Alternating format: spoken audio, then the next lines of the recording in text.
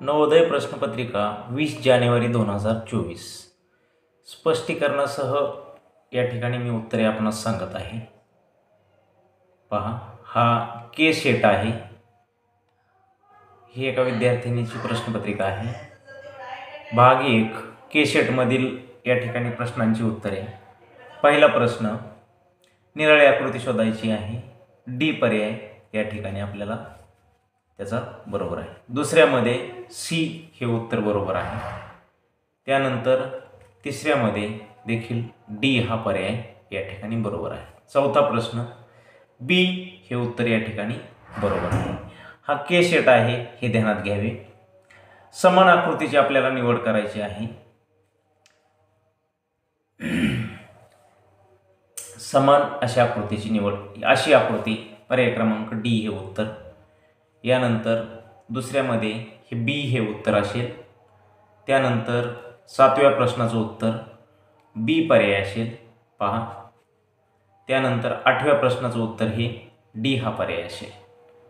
पुढचा प्रश्न, दिशा न बदलता आकृतीच्या संरचनेत आढळणारे असे प्रश्न लुप्त भागात बरोबर बसवायचे आहेत. 9व्या प्रश्नाचं उत्तर आहे पर्याय क्रमांक बी. 10व्या प्रश्नाचं उत्तर असेल पर्याय क्रमांक सी. 11व्या प्रश्नाचं उत्तर असेल पर्याय डी. यानंतर पाहूया आपण 12वा प्रश्न. 12व्या प्रश्नाचं उत्तर आहे ए, पर्याय क्रमांक ए. भाग 4 यामध्ये मोकळ्या सोडलेल्या प्रश्नजागेची आकृत्या घेणारी आकृती आपणाला या ठिकाणी शोधायची आहे. अनुक्रमाने आहेत ह्या आकृत्या. यामध्ये 13व्याचं उत्तर आहे ए, 14व्याचं आहे बी, 15व्या प्रश्नाचं उत्तर देखील बीचं आहे. 16वा प्रश्न या ठिकाणी बी हेच उत्तर आहे. यानंतर भाग 5, पहिल्या आणि दुसऱ्या आकृतीशी जसा संबंध आहे तसाच संबंध हा तिसऱ्या आणि चौथ्या आकृतीचा आहे. तर 17व्या प्रश्नाचं उत्तर हे सी असेल. 18व्या प्रश्नाचं उत्तर बी ही आकृती असेल. 19 नंबर सी हा पर्याय बरोबर असेल. 20 नंबरच्या प्रश्नाचं उत्तर देखील सी हा पर्याय असेल. चला पुढचा प्रश्न, भाग 6. या ठिकाणी ही रिकाम्या जागेमध्ये तंतोतंत जुळणारी आकृती आपणास शोधायची आहे. 21 नंबरचा प्रश्न आहे. यामध्ये बी हा पर्याय बरोबर असेल. 22 नंबरच्याचं उत्तर या ठिकाणी 2 कन्फ्युजन होते, परंतु ए हे उत्तर असायला पाहिजे. या ठिकाणी ए किंवा सी यामध्ये थोडं कन्फ्युजन होतं. ए हे उत्तर असेल. यानंतर 23व्या प्रश्नाचं उत्तर देखील एच असेल. 24व्या प्रश्नाचं उत्तर देखील सी असेल. या ठिकाणी ही जी उत्तरे मी सांगत आहे यामध्ये 1-2 चुका नजर चुकीने होऊ शकतात, परंतु 99.99% यातील उत्तरे ही निश्चितच बरोबर असतील. 25व्या प्रश्नाचं उत्तर सी असेल. 26व्या प्रश्नाचं उत्तर ए हे असू शकेल. 27वा प्रश्न ए. 28 ए. भाग 8मध्ये 29वा प्रश्न पहा, त्याचं उत्तर सी हे असेल. 30वा प्रश्न ए हे उत्तर असेल. 31वा प्रश्न या ठिकाणी बी हे उत्तर असेल. 32व्याला ए हे उत्तर असेल. के सेटची उत्तरे मी सांगत आहे. 10वा भाग आहे. तुकडे जोडून आपणाला 33व्या प्रश्नाचं उत्तर असेल ए. 34व्या प्रश्नाचं उत्तर असेल सी. 35व्याचं बी. 36 नंबरच्या प्रश्नाचं उत्तर असेल डी. यानंतर 10वा भाग आहे. यामध्ये 37वा प्रश्न याचं उत्तर असेल सी. 38वा प्रश्न त्याचं उत्तर असेल ए. 39चं उत्तर सी आणि 40चं उत्तर ए. या पद्धतीने हा बुद्धिमत्तेचा भाग या ठिकाणी संपलेला आहे. के सेटची उत्तरे आपण सांगत आहोत. गणिताचा 41वा प्रश्न आहे. 31.7/16 याचा अपूर्णांक रूपांतरित करायचा आपल्याला दशांश अपूर्णांकात. याचा सी हा पर्याय बरोबर असेल. एका वस्तूला 2540 मध्ये विकल्यानंतर होणारा लाभ त्याच वस्तूला 1850 मध्ये विकल्यानंतर होणाऱ्या तोट्या इतकाच आहे. वस्तूची किंमत किती आहे?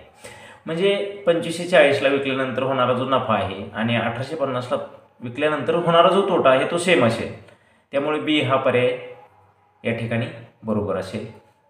43व्या प्रश्नाचं उत्तर असेल सी. Correct answer 4/7. आता सोडवण्यामध्ये हे सांगण्यामध्ये मी वेळ तुम्हाला लावत नाही आहे, परंतु याचं उत्तर 4/7 असेल. एका चौरसाची प्रत्येक बाजू 44 तिच्या 1/3 इतकी कमी केल्यास चौरसाचे क्षेत्रफळ टिंबाटिंब असेल. 1/9 असेल. हे उत्तर या ठिकाणी बरोबर आहे. 45वा प्रश्न असेल एक आयताकार प्लॉटचे क्षेत्रफळ 616 वर्गमीटर इतके आहे. याची रुंदी 22 मीटर आहे. प्लॉटच्या चारही बाजूला 7.50 प्रति मीटर या दराने कुंपण घालण्याचा एकूण खर्च किती असेल? तर 750 रुपये. हे सोडवायचं आहे आपण. यानंतर 46वा प्रश्न असेल 12 पानं छापू शकते एका मिनिटात, तर 5760 पानांच्या छापाईसाठी किती वेळ लागेल? उत्तर हे मिनिटात येईल पहिल्यांदा आणि त्याचं आपल्याला 480 मिनिटाचं 8 तासामध्ये रूपांतर. या ठिकाणी 8 तास हा पर्याय बरोबर आहे. 47व्या प्रश्नाचं उत्तर आहे अनुक्रमे या कोणांची मापे आपल्याला या ठिकाणी द्यायची आहेत, तर याचा पर्याय क्रमांक ए हे उत्तर बरोबर असेल. 48वा प्रश्न याचं उत्तर असेल 2 काटकोन, कारण इथं सरळ कोन तयार होतो. 49व्या प्रश्नाचं उत्तर असेल अंकांची बेरीज त्या संख्येतून वजा केल्यास हाती आलेली संख्या नेहमी टिंबाटिंबा याने विभागता येईल, तर 9ने विभागता येईल. यानंतर मराठी सुरू होते आपलं. मराठी नाही, गणितच आहे. 50वा प्रश्न आहे सुमितचे वजन 107 किलोग्रॅम आहे आणि संजयचे वजन 82 किलोग्रॅम आहे. दोघांचे वजन नजीकच्या दशकापर्यंत विचारात घेतले तर दोघांच्या वजनातील तफावत नजीकच्या दशकामध्ये हे 82चं 80 होईल, 107चं 110 होईल. दोघांच्या वजनातला फरक किती असेल? तर 30 किलोग्रॅम. तर ही आलेख हा सोपा आहे. 51व्या प्रश्नाचं उत्तर नंबर पर्याय क्रमांक ए. त्यानंतर 52व्या प्रश्नाचं उत्तर आहे पर्याय क्रमांक सी. 53चं उत्तर आहे पर्याय क्रमांक डी. तसेच 54 नंबर पर्याय क्रमांक ए. जर आपण 1 ते 100 पर्यंतच्या सर्व संख्या लिहिल्या तर 9 हा अंक किती वेळा येईल? 20 वेळा. म्हणजे बी हा पर्याय या ठिकाणी बरोबर आहे. 56 नंबरच्या प्रश्नाचं उत्तर असेल एका चौरसाची परिमिती अशा आयताच्या परिमिती इतकी आहे ज्याची लांबी 17 मीटर आणि रुंदी 11 मीटर आहे, तर त्या चौरसाचे क्षेत्रफळ वर्गमीटरमध्ये आहे. 196 चौरस मीटर किंवा वर्ग मीटर. यानंतर 57वा प्रश्न 9, 6 आणि 0 या अंकांपासून तयार केलेली 3 अंकी मोठ्यातली मोठी संख्या आणि 3 अंकी लहानातली लहान संख्येचा गुणाकार. इथं गुणाकार सोडावं लागणार. थोडी गणिती क्रिया या ठिकाणी तुम्हाला वेळ घेणारी होती. तर याचं उत्तर आहे 5,84,640 पर्याय क्रमांक सी. यानंतर एकक दशक क्षेत्र 30,009 म्हणजे 3,10,000 आणि 9 एकता. आता हे आपण याला पदावलीला सरळ रूप दिल्यानंतर याचं उत्तर 26 येते. पर्याय नंबर बी. एका पुस्तकाची किंमत 100 आहे. पुस्तक विक्रेता 3 पुस्तके 275 रुपयास विकतो. झालेला नफा किंवा तोटा किती?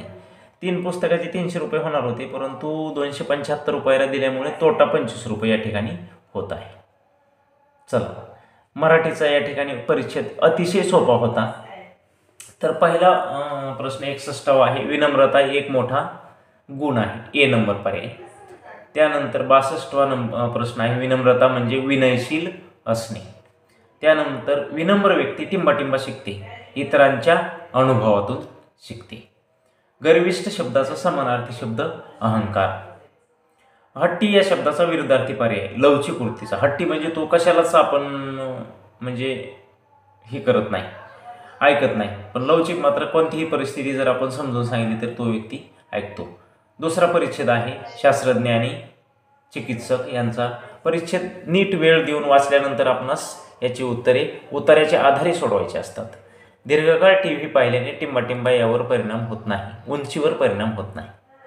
दहशत आणि हाणामारीच्या दृश्यांमुळे तरुणांमध्ये मानसिक आजार उद्भवतात. मानसिक आजारांचा संबंध टिंबाटिंबा यांच्याशी आहे, मनाशी आहे.